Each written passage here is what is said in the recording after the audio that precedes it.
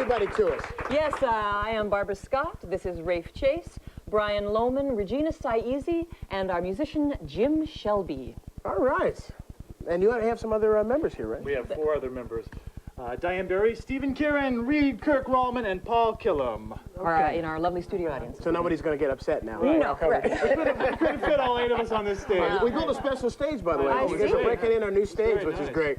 So now what I'm curious about here is the Pulp magazines have been out for, what, 40, 50 years now. Comic books killed Pulp. What was it that led you to Pulp as an inspiration for this improv group? Actually, it was Brian's inspiration, so why don't you?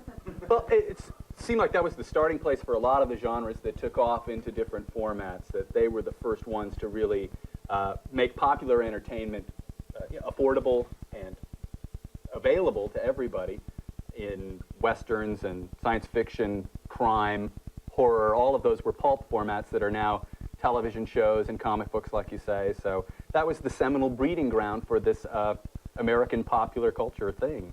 So what you guys do then is your stories can take any of those forms, romance or science fiction, and they're all different every night? Yes. Right, every story's different. We never do the same story twice. Was a little crime and a little romance, I think. A little horror, too, yeah. Very little romance.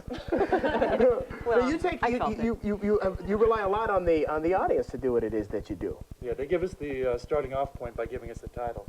And sometimes the titles are wonderful and simple and evocative, and sometimes they're very specific and strange, like... Rabbi Fruit's Secret Surprise was one that we got. Sticks in your mind. Yeah. Well, what do you do if you get something that's either so bizarre or so obscure that you can't, it's more difficult? What do you do? We do it. We have no choice. Once we get it, we have to do it, and we just try to find the story within the ridiculous title. And the audience goes, that was a difficult title. What the heck are they going to do with that? Yeah. So it immediately puts them on our side even more if the title's difficult. Right. Rabbi Fruit's Secret Surprise turned out to be a great story. So. It was a musical. It was a musical. Well, what happens if you don't have a very responsive audience, if they're not giving you the suggestions that you need?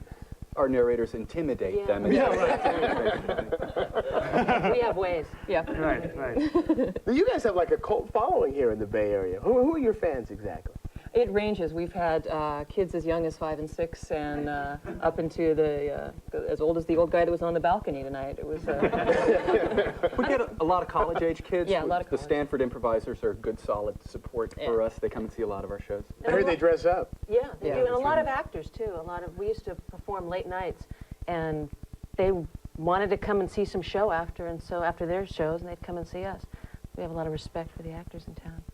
I can't believe I said that. Improv, folks. That's right.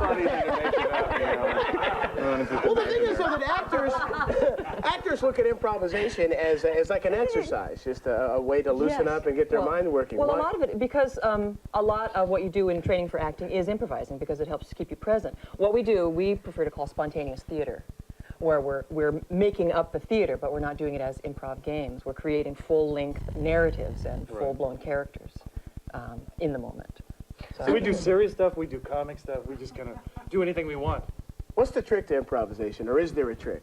Staying in the moment, being right here. You can't be in the future wondering what you're going to do later. You can't be in the past worrying about what you just did. You have to be right there with your fellow players, living in the moment with them and sharing with them. So you don't think about it, you just let it come out. You have to listen and remember what people have said. So it's almost like stream of consciousness. Yeah, with a little memory. Yeah, discipline, stream of consciousness. More like a donut pool of consciousness that keeps going around in a circle. Now, do you guys work out? Do you guys work out in practice? Yeah. How? Now, what kind of exercises do you do? Oh, we do. We tell One-word one-word stories. stories a lot. Right. And, We tell a story one word at a time. One word at a time. Yeah. Like, how would that work? Sarah Was Open.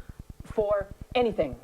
she Put Out her light because she was afraid that men would find her and take her money. That's great. Pulp Playhouse. Thanks for being with us.